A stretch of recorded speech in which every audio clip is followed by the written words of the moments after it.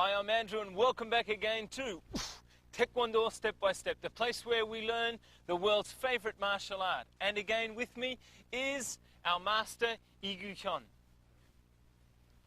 Now, yesterday, what was it that we learnt yesterday? Yes, yesterday you learned about many ways you can make sonnar, or the hand blade which you can use to attack. Sonnar is made by sticking the fingers, except for the thumb, together, and folding only the last joints of those fingers. The thumb is placed on the outside of the forefinger and is supposed to be pushed in forcefully toward the outside of the hand. Then the area between the joint of the little finger and the wrist are called sonnar, and it is usually used for blocking fists and hitting. On the area opposite from sonnar, you push your thumb in tightly and line up the joint with the first joint of the forefinger. You use the area around the first joints of those two fingers to attack, and we call it 등주먹. The 등주먹 is used on areas where the sonnar can't be used, like the temple or the sternum. We also learned that when we use the 손등, or the back of a hand, we do it lightly. We're lightly slapping our opponents. Okay, then I've seen in the movies and on television, they use their hands in some really cool moves. Today, can you show us some finger moves? Why, sure, Andrew. We call this 손끝. 손끝. It can be an effective attacking area, even though it looks very weak. To make it, you stick the forefinger, the middle finger, and the ring finger tightly together. And what's important is that you have to form a straight line. We place our thumb on top of the first joint of the forefinger and push in. As you put force in, your hand may bend. But this is a very natural thing. But your forearm and the hand should always make a straight line. Well, after making 손끝, you can strike either your opponent's sternum, or you can stretch your hand out and attack your opponent's lower groin, which will inflict a lot of major damage on your opponent.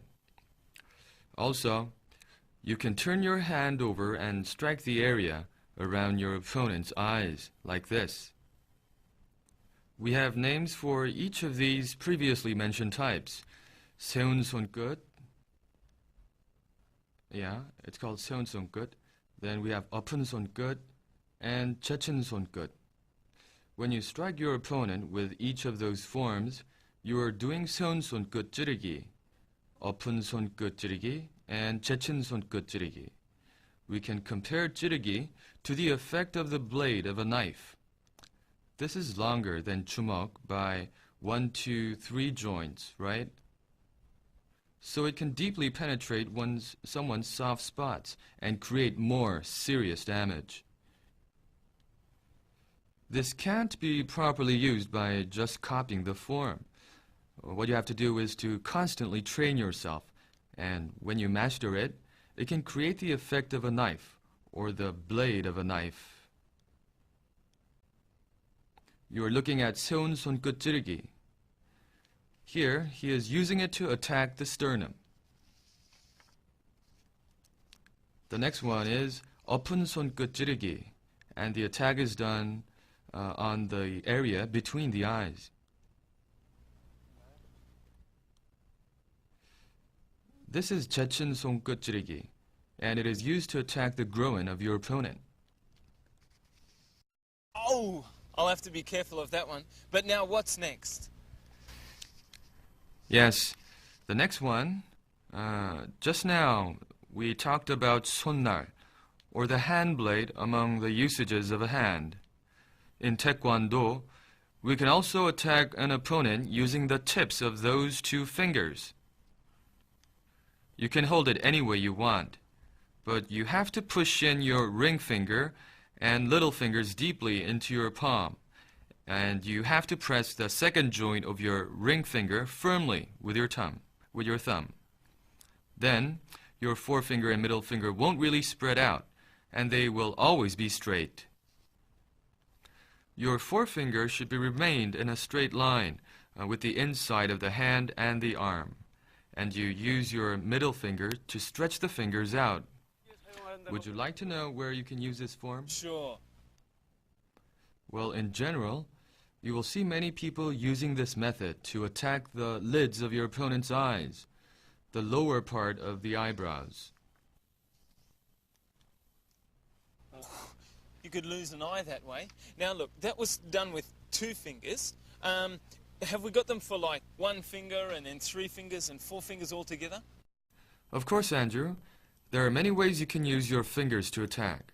Just before, we saw how we can use 2 fingers and 1 finger to attack, but they look weak, don't they? Yeah. To create stronger force, we stick the forefinger and the middle finger together and press the second joint of the ring finger with the thumb. In that case, the forefinger and the middle finger support each other and create a stronger force than when we just use just a finger to attack. We use this to attack an eye as well, like this. And also, we can use 3 fingers to attack. Place your forefinger and the ring finger on your middle finger so that the tips of those 3 fingers make a triangle. And press the second joint of your little finger with a thumb. I know it's actually a little hard to make this form. Like you see, it joins 3 fingers and is called 먼 세손끝. This form is used to attack the areas like the sternum. Or you can join all 5 fingers so that it looks like a pick. It can create an effect of a fork on one's soft spots like the temple or the areas where you want to attack. In other words, you can pick on the area using this form. As you see, we use all 5 fingers here. We can use all the 5 fingers. Today's point. Today we learned how to execute the various forms of 손끝. Remember, it's only through mastery of the basic forms that you can do Taekwondo properly.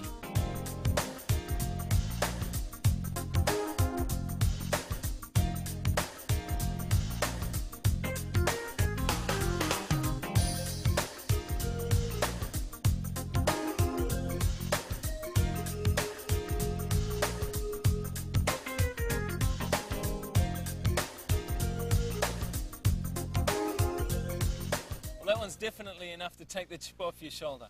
But thank you again, Master Lee, for teaching us today. That's all we have, and don't forget to be with us again tomorrow on Taekwondo Step by Step.